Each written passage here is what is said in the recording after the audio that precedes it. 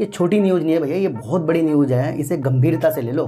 क्योंकि उसके बाद भी लोगों ने कहा मल्टीबैगर शेयर बनेगा, तो फिर तो मैंने तो अपना सिर दीवार पे मार दिया। जो कंपनी के मालिक के ऊपर इस तरीके से जो सेबी ने चीज़ें की हैं, तो इसके अंदर से 1-2 दिन की इनकी कार्रवाई नहीं है, ये महीनों से इसके ऊपर नज़र ज़रूर होगी।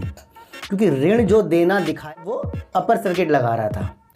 तो सबसे पहले मैंने आपको फिर एक बार और बता दूं, जब तक कि खुद को बचाना नहीं आएगा तो बाज़ार में वर्क कैसे करोगे। जब तक कि चीज़ें आपको समझ में नहीं आएगी भैया ये आगे जाके फंसा सकता है, तब तक कि आप उस चीज़ को समझोगे कैसे, वो टारगेट आएगा। मैंने कहा भैया तो होने दो जो चीज़ें हो रही हैं, फिर हमें सुनने वाले बचते हैं और हमें इग्नोर करने वाले फंसते हैं, ये मुझे पता है। क्यों? क्योंकि मैं तो उस राह पर चल रहा हूँ जो सच की राह है। जब तक कि हम दूसरों की प्रतिक्रिया को नहीं जांच भापेंगे तो फिर जो शेयर के अंदर उतार चढ़ाव होते हैं फिर उसको भी हम नहीं जांच पाएंगे। आज बात करेंगे इरडा की, यानी कि Indian renewable energy development agency की, और इसके बारे में इसकी खूबियाँ, इसके आगे की चीज़ें, हर एक चीज़ आज हम समझेंगे। तो आज हम इरडा की बात करेंगे। देखो सर, सबसे पहले मैं आपको एक चीज़ बता दूं, जैसे कल मैंने आपके लिए वरुण बेवरेज के अंदर एक एनालाइज़ की है, वो फैक्ट के अनुसार, तथ्यों के अनुसार की है, और जो मेरे विचारों में जो चीज़ें आती हैं वो मैं आपको बताता हूं। अब ज़रूरी नहीं कि वो हर एक चीज़ें आपको अच्छी लग जाए या ना लगे, ये आपका मंथन हो गया ना, ये आपका काम हो गया कि क्या मैं वो एनालाइज सही कर रहा हूँ या नहीं कर रहा हूँ। उसकी सोचने की शक्ति आपके अंदर भी डेवलप होनी चाहिए। जब तक कि हम दूसरों की प्रतिक्रिया को नहीं जांच भापेंगे तो फिर जो शेयर के अंदर उतार चढ़ाव होते हैं फिर उसको भी हम नहीं जांच पाएंगे। तो जब भी मैं कोई वीडियो बनाता हूँ गंभीरतापूर्वक उस चीज़ को समझना है। कंटिन्यू, जैसे मैंने आर पावर के अंदर वीडियो बनाई है, वो तब बनाई है जब वो अपर सर्किट लगा रहा था ना। कुछ लोग कब बनाते हैं? जब लोअर सर्किट लगा रहा है और तब उसकी निगेटिव चीज़ बताते हैं। मैंने वीडियो कब बनाई आर पावर के अंदर? जब वो अपर सर्किट लगा रहा था। देखो सर, सबसे पहले मैंने आपको फिर एक बार और बता दूं, जब तक कि खुद को बचाना नहीं आएगा तो बाज़ार में वर्क कैसे करोगे। जब तक कि चीज़ें आपको समझ में नहीं आएगी भैया ये आगे जाके फंसा सकता है, तब तक कि आप उस चीज़ को समझोगे कैसे। जब उस न्यूज़ से, देखो सर, वो न्यूज़ तो बाद में आई कि इनके ऊपर कुछ ऐसे धोखाधड़ी के इल्ज़ाम सेबी ने लगाए हैं, वो तो एक चीज़ होगी कि अचानक से हो गई। पर वो चीज़ें आप समझो जो ये एक अपनी थर्मल पावर की चीज़ें अडानी ग्रुप को, यानी अडानी पावर को बेचने वाली न्यूज़ है, उससे अडानी पावर नहीं भागा बल्कि आर पावर भाग रहा था। और मैंने आपको, अगर आपको मेरे पर विश्वास है तो आपको यकीन होगा, और जिनको विश्वास नहीं है वो 3-4 दिन पुरानी वीडियो देख ले। एक एक लाइन का मतलब मैंने आपको समझाया। न्यूज़ तो दे दी और न्यूज़ में लिखा भी सब कुछ सही है, पर उसको तो लोग समझेंगे नहीं। समझेंगे किसको? जो कह रहा है भाग रहा है अब ये 50 पे जाएगा। बहुत बड़े बड़े चैनल इस तरीके से हैं जो आपको गुमराह कर रहे हैं, जो अलग अलग तरीक़ों से चीज़ें आपको बता रहे हैं ना। तो अच्छे चैनल देखने में ज़्यादा विश्वास रखो, जो बढ़ती हुई चीज़ की बारीकी आपको समझा रहा हूँ, गिरती हुई चीज़ की बारीकी आपको समझा रहा हूँ। मैंने आपको कह दिया था ना, मैंने कहा इससे जो चीज़ें आर पावर के लिए अच्छी नहीं है। फिर भी कुछ लोगों ने कहा कि ये टारगेट आएगा, वो टारगेट आएगा। मैंने कहा भैया तो होने दो जो चीज़ें हो रही हैं, फिर हमें सुनने वाले बचते हैं और हमें इग्नोर करने वाले फंसते हैं, ये मुझे पता है। क्यों? क्योंकि मैं तो उस राह पर चल रहा हूँ जो सच की राह है। मैंने तो ये तो कहा नहीं कि उसके अपर सर्किट को देख के 50 जाएगा। मैंने तो कहा था कि इसकी बैलेंस शीट जो कह रही है वो तो पॉजिटिव है, पर ये न्यूज़ जो है ये मुझे पॉजिटिव नहीं लग रही है। अब उसके अंदर सेबी के चक्कर आ गए।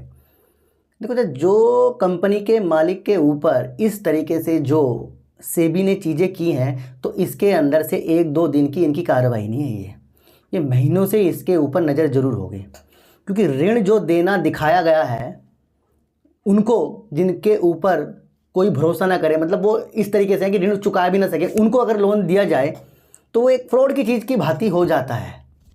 तो उसे अगर सेबी पकड़ रहा है तो लाजमी कुछ ना कुछ तो बड़ी बात है। ऐसे तो कोई किसी का नाम बर्बाद नहीं करेगा, ये भी ध्यान रखना मेरी बात।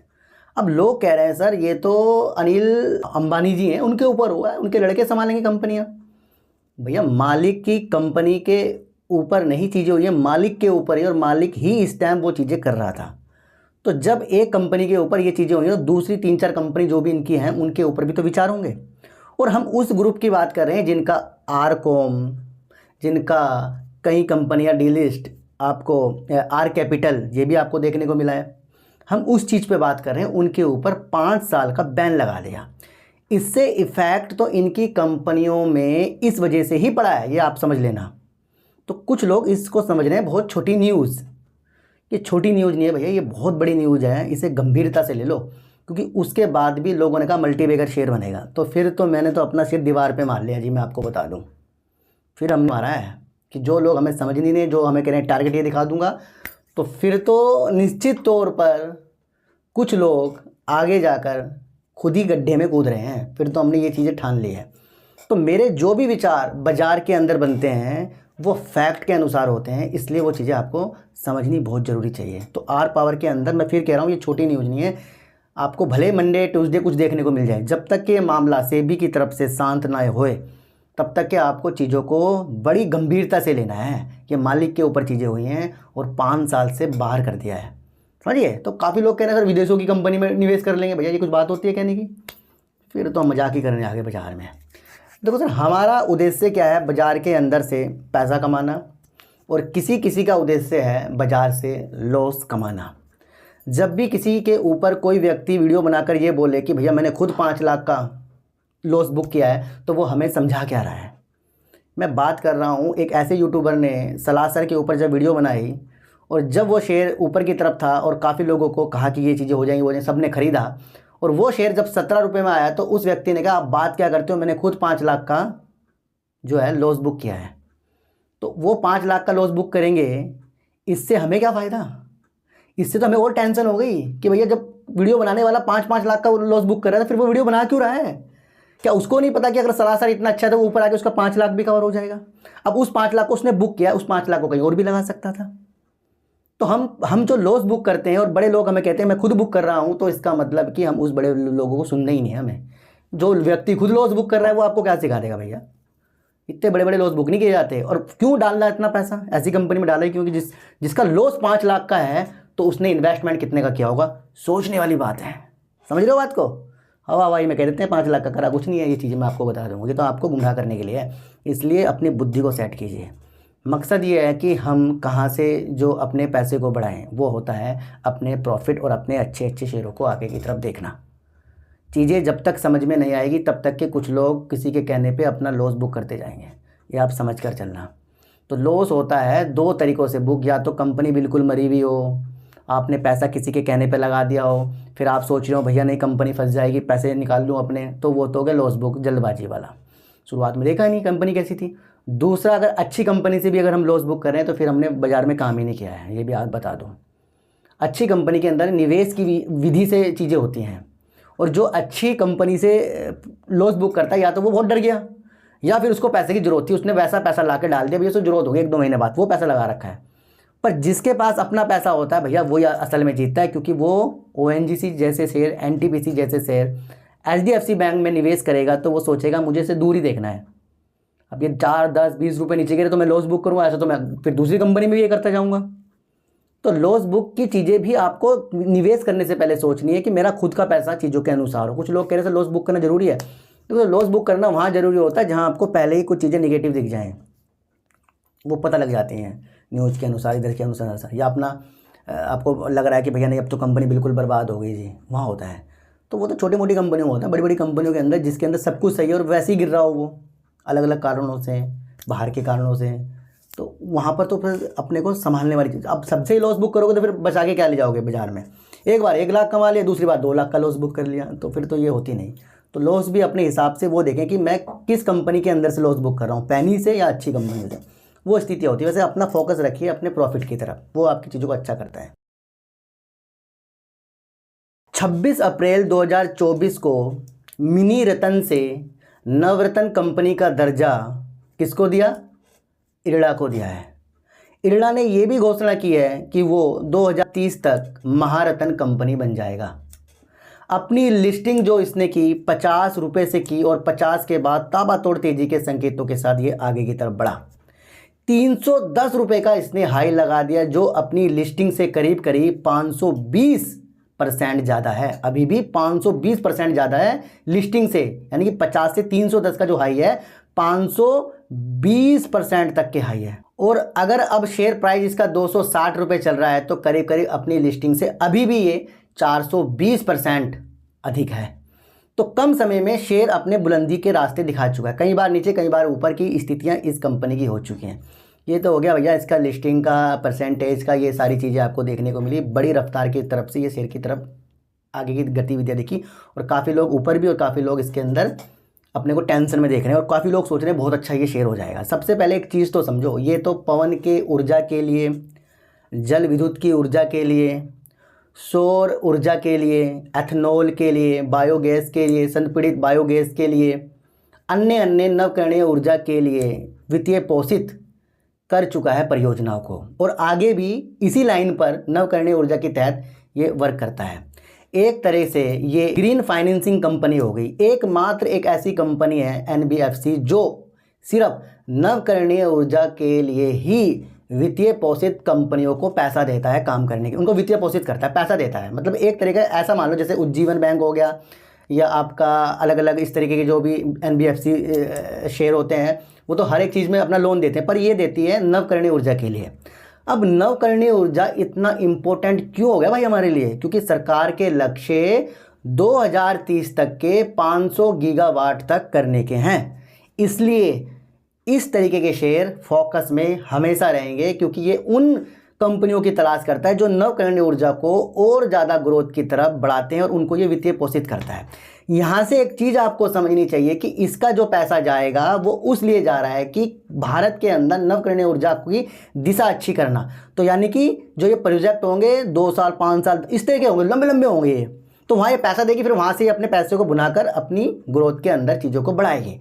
तो ये चीज़ें आपको समझनी चाहिए कि ये ओनली एक ऐसा शेयर है जो नवकरणीय ऊर्जा के लिए अपने वित्तीय पोषित करता है, लोन प्रोवाइड करता है। ये इसका एक इम्पोर्टेंट पार्ट हो गया जो इस कंपनी के अंदर, शॉर्ट में नहीं, मैं आपको फिर बता रहा हूँ, ये लॉन्ग का शेयर है भैया, अभी भी 420% अभी तक के शेयर बढ़ा हुआ है, और आगे इसके अंदर और गतिविधियाँ आएंगी, इसलिए इसको शॉर्ट टर्म के शेयर के हिसाब से बिल्कुल भी ट्रैप मत हो जाना, मैं आपको बता दूं। क्योंकि 2030 के लक्ष्य सिर्फ इसके नहीं है, एनटीपीसी के भी हैं, ओएनजीसी के भी है, सुजलोन एनर्जी के लिए भी हैं, और सरकार के भी हैं। सब मिलाकर वो चीज़ों को अच्छा करके जाएंगे, और 2030 तक के जब 500 गीगावाट की चीज़ें होंगी तो करीब करीब 50 गीगावाट प्रति वर्ष इंडिया को चाहिए। तो इसको देखते हुए ये अपनी चीज़ को और बढ़ाएगा, और लोन देने की स्थितियों में ये आगे आएगा। अच्छा, एक चीज़ हम इसकी और समझेंगे, इसकी जो लोन ग्रोथ है ना, जो इसने अपने जून क्वार्टर में हमें बताई थी, उसके हिसाब से मैं बता रहा हूँ, करीब करीब पिछले साल से 33.77% बढ़ गई है। जहां जून की जो तिमाही थी उसके अंदर पिछले साल करीब 47,203 करोड़ का लोन इन्होंने दिया था, तो अब इनकी लोन बुक थी, तो अब इनकी लोन बुक जो हो गई है करीब 63,150 करोड़ की। बहुत ज़्यादा इनके पास लोन बुक है सर, और करीब करीब साल भर में 33.77% की इनकी लोन ग्रोथ में वृद्धि हुई है। दूसरा, अगर हम इसकी मंशा देखें, इसका फंडामेंटल जो हमें चीज़ें बता रहा है, देखो सेल्स और इसका प्रॉफिट तो हमें बता रहा है कि वाकई आने वाला समय नवकरणीय ऊर्जा की तरफ है, क्योंकि कंपनी ने साल दर साल, क्वार्टर दर क्वार्टर अपनी सेल्स को इंक्रीज किया, प्रॉफिट को भी इंक्रीज किया है। अगर हम इसका मार्केट कैप देखें तो कंपनी का मार्केट कैप 69,963 करोड़ रुपए का मार्केट कैप है। लो अगर हम कंपनी का देखें तो 50 रुपये का है। हाई कंपनी का अगर हम देखें तो 310 रुपये का। और अगर हम करंट प्राइस देखें जो अभी तक लिस्टिंग से 420% बढ़ा हुआ है, तो 260 रुपये करीब का इसका शेयर आज भी आपको मिल रहा है। तो ये तो होगी इसकी मार्केट की चीज़ों के अनुसार। जून 2023 में अगर हम इसकी सेल्स देखें तो करीब 1,143 करोड़ की सेल्स, 295 करोड़ का कंपनी ने प्रॉफिट कर दिया था। जून 2024 में कंपनी ने करीब 1,510 करोड़ की सेल्स की और अपने प्रॉफिट को बढ़ाकर करीब 384 करोड़ कर दिया था। तो कंपनी साल दर साल, क्वार्टर दर क्वार्टर अपनी सेल्स और अपने प्रॉफिट को इंक्रीज कर रही है। दिसंबर 2022 से अगर स्कैनर के अंदर इसके हम देखें तो उस टाइम इसकी जो सेल्स थी 869 करोड़ की थी दिसंबर 2022 में। फिर इस तरीके से मार्च 2023 में कंपनी ने अपनी सेल्स को बढ़ाकर 1,035-36 करोड़ का कर दिया, यानी कि अपनी सेल्स को 800 से फिर 1,000, फिर 1,100 करोड़, फिर 12-13, मतलब एक चीज़ बता रहा हूँ, अमाउंट बता रहा हूँ, और अब 1,510 करोड़। यानी कि दिसंबर 2022 से जून 2024 तक कंटिन्यू सेल्स बढ़ी। ऐसे नहीं हुआ कि एक बार 1,100 कर दी फिर 10 सेल कर, ऐसे नहीं हुआ इनका ऐसे ऐसे गया, और प्रॉफिट भी ऐसे ऐसे गया है। अब एक चीज़ आप समझो कि जब ऐसी नवकरणीय ऊर्जा वाली कंपनी ऊर्जा के क्षेत्र पर इस तरह से वित्तीय पोषित करती है और उसकी सेल्स में और उसके प्रॉफिट में वो चीज़ें हमें दिख रही है, कंटिन्यू ग्रोथ है, तो वाकई देश के लक्ष्य जो 2030 के हैं ना, सरकार उसके अंदर बड़ी गंभीरता ले रही है। क्यों ले रही है? क्योंकि भैया ये जो लोन प्रोवाइड करता है ये ग्रीन एनर्जी के लिए करता है और ये आगे का फ्यूचर है। अगर इसकी बैलेंस शीट में ऊपर उतार चढ़ाव होते तो इतनी चीज़ें हमें साफ साफ नहीं दिखती। और यहाँ से चीज़ें हमें दिख रही है लक्ष्य 2030 का, वो है 500 गीगावाट का। तो इसकी सेल्स के रिकॉर्ड के अनुसार हमें नवकरणीय ऊर्जा के तहत लग रहा है हाँ भैया कुछ ना कुछ 2030 तक की, मैं फिर कह रहा हूँ लॉन्ग का शेयर है। दूसरा अगर एक बात आप समझ, अभी आपको पटेल इंजीनियरिंग ने एक चीज़ बताई थी कि वो 38,000 मेगावाट के लिए जो जल विद्युत के अंदर है उसके अंदर अपनी नज़रें गड़ा कर रखा हुआ है कि उसमें से कुछ ना कुछ परियोजना वो जो आगे फ्यूचर में आएंगी वो जीतेगा, उससे बोली लगाएगा प्रतिस्पर्धा के तहत। वो किसमें थी? जल विद्युत के अंदर थी। और एक न्यूज़ देखने को मिली है वो एड़ा की तरफ से ही है और एड़ा उत्साहित है किस लिए? जल विद्युत की परियोजना के अंदर जो आएंगी उनको वित्तीय पोषित करने के लिए उत्सुक है। किसको? जो जल विद्युत में कंपनियां काम करेंगी, इस तरीके से जो टेंडर निकलेंगे तो उनको लोन देने के लिए अल्पकालिक क्या होता है सर, करीब करीब 3 से 4 साल के अंतराल में, जो साल भर से जो परियोजना की चीज़ें होती हैं वो 3 से 4 साल के अंदर अल्पकालिक इस तरीके के प्रोजेक्ट के लिए ये वित्तीय पोषित करने के लिए। और किसमें? जल विद्युत में। अभी आपको जल विद्युत में नजरें गड़ा दी पटेल ने और अब दूसरा एड़ा बता रहा है कि जल विद्युत से वो उत्साहित है ना। तो ये भी एक दृष्टि दिखाता है कि भैया ये जल विद्युत के लिए तो वैसे करते ही है इस तरीके से वित्तीय पोषित, लेकिन अब हमें लग रहा है कि आगे जाकर जल विद्युत में ज़्यादा कुछ टेंडर निकलने वाले हैं क्योंकि पटेल बताकर चला गया, दूसरा ये बताकर चला गया और लक्ष्य 2030 के 500 गीगावाट के हैं उसके लिए भी ये वर्क करने की चीज़ों के साथ आके आएगा।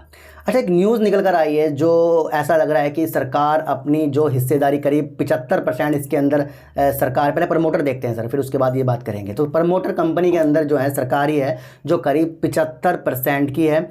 एफआईस कंपनी के अंदर अगर हम करीब देखें तो 2.70% के हैं और डीआईस कंपनी के अंदर करीब 0.42% की है। बहुत कम है डीआईस यहाँ के, और डीआईस को भैया थोड़ा सा लेवल ज़्यादा होना चाहिए। जब डीआईस इतने कम होते हैं भैया वहाँ हमें समझना होता है, वो शेयर जो जहाँ डीआईस कम है वहाँ उतार चढ़ाव आपको ज़्यादा देखने को मिल जाएंगे।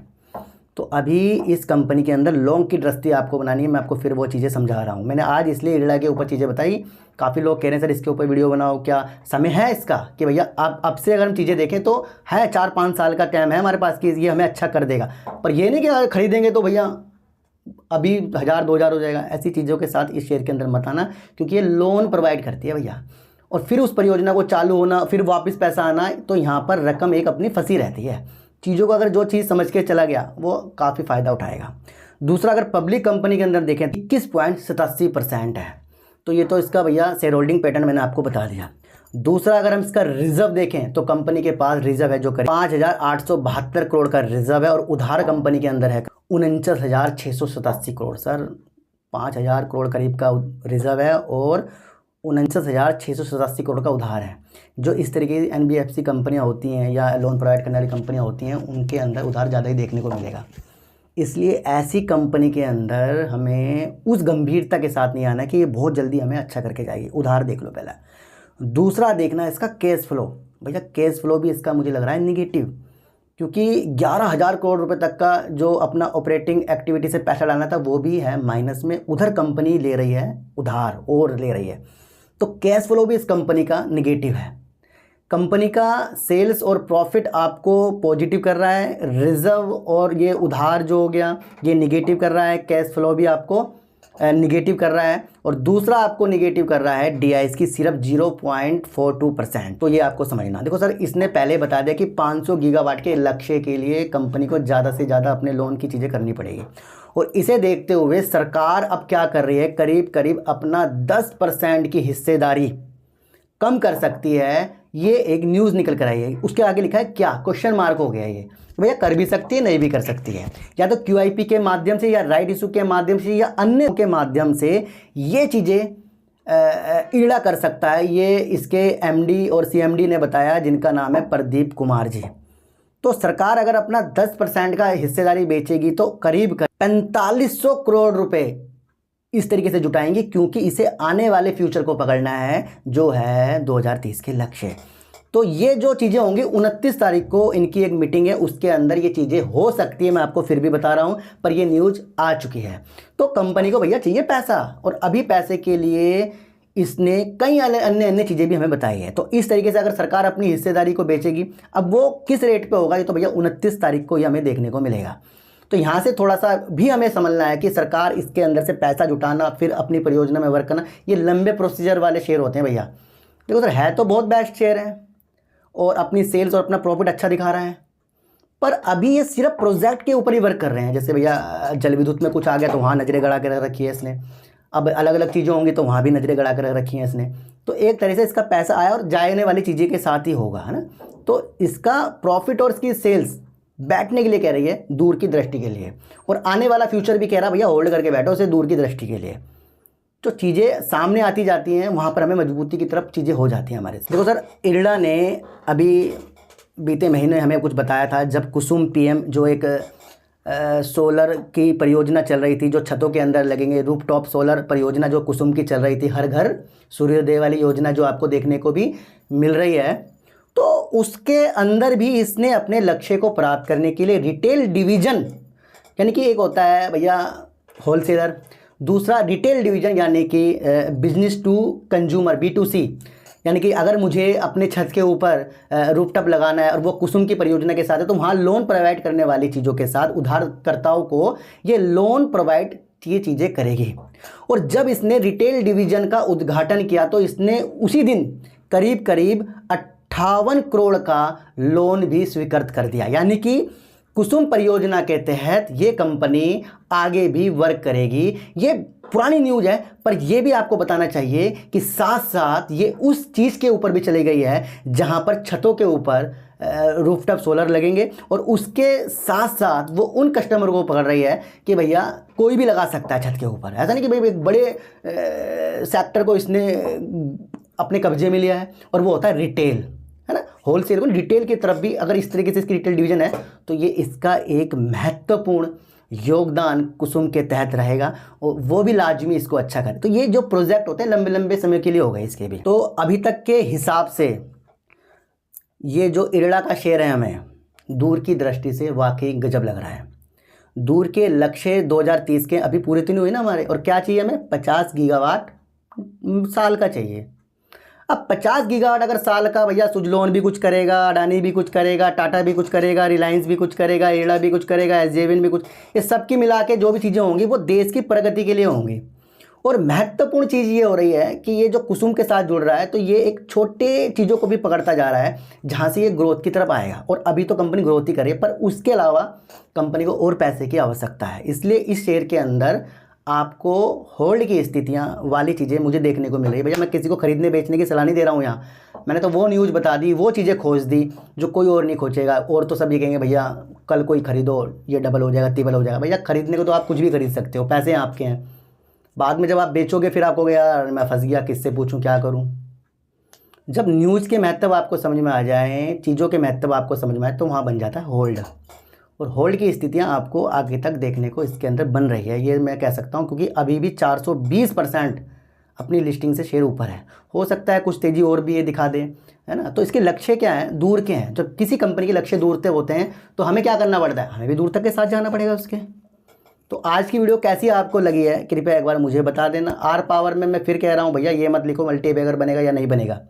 जो न्यूज़ आई उस न्यूज़ का महत्व समझो कि ये सेबी ने किया है। मैं आपको फिर कह रहा हूँ, आप और मैंने नहीं किया। और किस पे किया है, मालिक पे किया है। और मालिक की अगर एक कंपनी के साथ अगर ऐसा हो तो और दो कंपनी के अंदर भी निगेटिव तो देखने को मिल गया ना आपको। तो जिस दिन चीज़ें आपको समझ आए उस दिन सब कुछ अच्छा। वरुण बेवरेज जो एक कंपनी, मैंने आपको कल भी इसके बारे में बताया था, ये भी एक अच्छी कंपनी है जब तक कि पेप्सिको की चीज़ें अच्छी करती जा रहे हैं। तो उन चीज़ों को भी आपको समझना है। इरडा की जो भी चीज़ें मैंने आज आपको समझाई है एक्चुअल है, फैक्ट पर आधारित है, किसी को भी खरीदने बेचने की सलाह बिल्कुल भी नहीं है। शेयरों को जब हम खरीदते हैं तो उसका अनुमान पहले लगाएं कि ये बेकार शेयर है या अच्छा शेयर है। वहाँ पर आप चीज़ों को समझेंगे तो आपके लॉस और प्रॉफिट खुद ब खुद आपको समझ में आएंगे। ये कोई भी आपको बताने वाला नहीं है। तो सर आज की वीडियो आपको कैसी लगी एक बार मुझे बताना। तो चीटू आटा दीजिए, गाय को रोटी दीजिए और अपने बच्चों को ज़्यादा से ज़्यादा प्यार कीजिए, क्योंकि बच्चे ही आपकी मासूमियत से किस्मत पलटेंगे। तो फिर मिलेंगे आपसे नई वीडियो के साथ, जब तक के लिए नमस्कार।